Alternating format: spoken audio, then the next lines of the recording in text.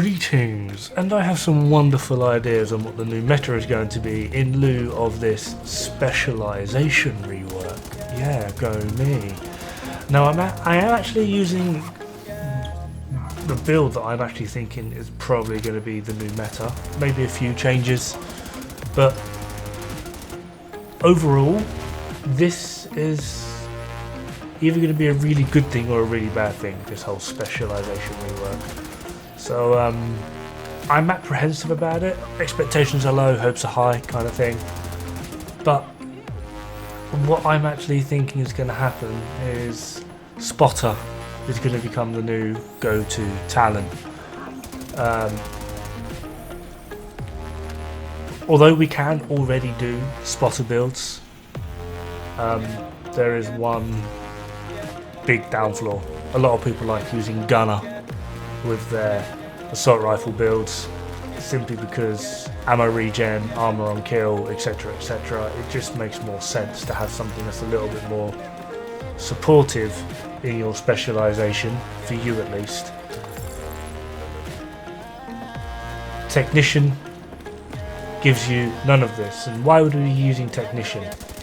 Because the Technician laser pointer that pulses the enemy you are pointing at, which is what you can see me doing here. So although you can still do it, you are not getting the perks of Gunner. So assuming the rework still allows us to have the armor regen as well as the ammo regen and a few of the other shiny things that Gunner gives us, we could essentially have Gunner as our specialisation and use the Technician laser. And the reason I'm saying this is because on one of the notes that was given out by the dev team on the specialisation rework, they stated something along the lines of play as Gunner, use the Demolitionist mortar turret with the Survivalist D50, which basically means that we unlock them and we can then mix and match. They're not particularly locked to using that specialisation. So you could play Gunner with the Tech Laser. Now why would I say Spotter? Spotter has this lovely thing of amplified damage, which means it's multiplicative. It amplifies your weapon and skill damage by 15%. Now this is not much compared to things like Glass Cannon or Perfect Glass Cannon, but it's certainly more than Obliterate, because that's additive up to 25% additive damage. 15% multiplicative does actually beat that, admittedly not by much, by like 2%, but it does beat that. And we aren't getting any of the drawbacks, such as taking 50 or 60% more damage from using Glass Cannon or Perfect Glass Cannon.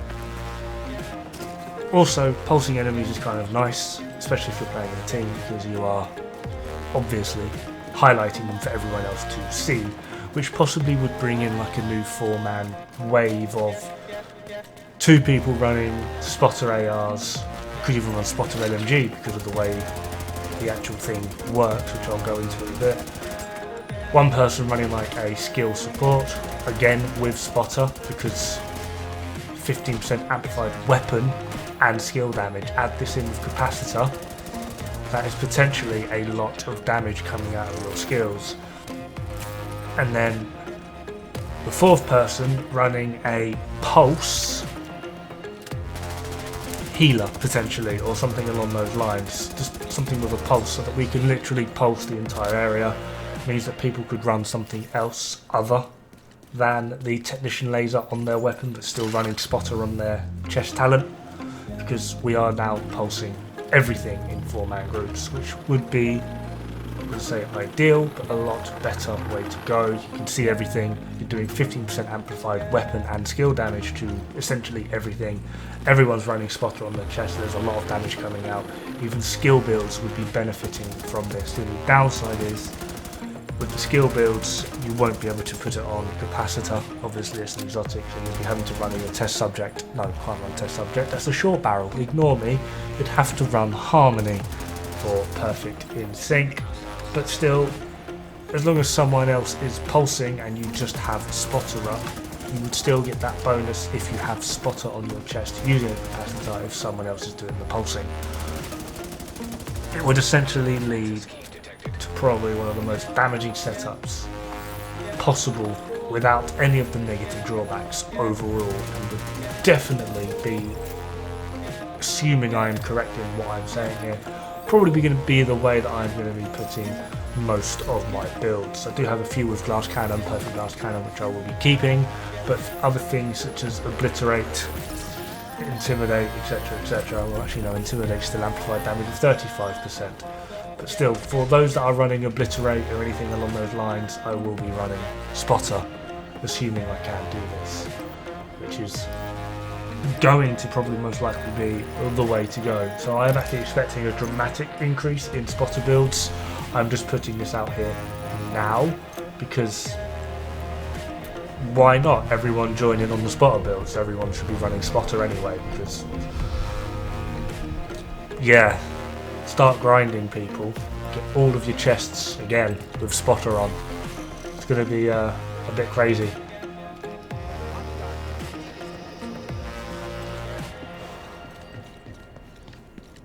Anyway, just to sort of show some of the damage, I do actually have it up in the chat in the lower left, so we are going to test out some of the old deeps. As you can see, we're already just running Optimist as well, so we're easily cruising into the 700,000 damage. This isn't even like a mid-max kind of build. If you start getting headshots, warning, my aim is terror bad. Start getting headshots, you do ramp into about the millions, which is pretty juicy. And this is just using a P416. If you use something like a foul, you easily hit the millions and probably go into like the 1.2s mils at least anyway. Yeah, the damage just using spotter is pretty sexy. And overall, yeah, it just works, and it's also quite fun. Got an lightweight M4 here, just going to spam it and easy cruise into the millions with spotter as well. Got the tech laser on this, and then even with just more controlled headshots, you are doing some serious damage. So just to sort of give people a highlight of the build I'm running with this, obviously we are running Technician, and you want to unlock the Technician laser pointer, which is done by maxing out the rifle. So the actual build I'm using is pretty simple with the P416 with the Technician laser pointer. In case you don't know, what you need it to be the long underbarrel or long barrel rail. Not every weapon has a long barrel rail. The FAL has a long barrel rail, so you can put the Technician on that. So there's a long barrel rail. There we are. Weirdly, the SIG or the mechanical animal doesn't. It's got a short barrel rail, despite the fact that it's probably one of the longest ARs in the game. And obviously the FAMAS, which probably is now going to lose its meta status unless you're running perfect glass cannon, or glass cannon doesn't. Interestingly, the M4, which is a tiny weapon, has the long barrel rail, but I'm not going to argue that. F2000 doesn't even have an underbarrel slot.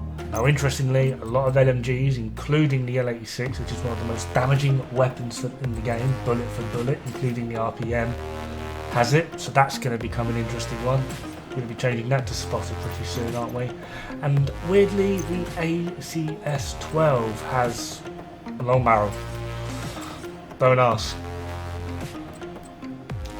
Most SMGs don't, but the UMP45, because that clearly needs more damage. The damn thing's an absolute monster. But we can give it more damage because it clearly has a tiny barrel, but apparently it's a long barrel. And overall, the build I am running is pretty damn simple. P416, my chest, Cheska, with spotter, weapon damage, crit chance, crit damage. Coyote's mask, weapon damage, crit chance, crit damage, obviously. Fenris holster, crit chance, crit damage, Walker Harris backpack, and Grupo gloves, where everything's got weapon damage, crit chance, crit damage. The only part that's different is the Fox's Prayer, which are obviously running damage to targets out of cover. Backpack is Vigilance as well. Now the only pieces that sort of locked is obviously Coyote's Mask and Fox's Prayer. The other three, holster, chest, backpack and gloves, Fenris, Cheska, Grupo, Walker Harris. You can basically mix and match depending on what drops and rolls you get, where you want them. But overall, this build actually really does work pretty damn well already. The only thing I don't like about it is the fact that it's Technician, but with the Specialisation rework, that is potentially going to be changing. Anyway, that's just my 2 cents. Have fun, good luck, don't die. It's bad for the health.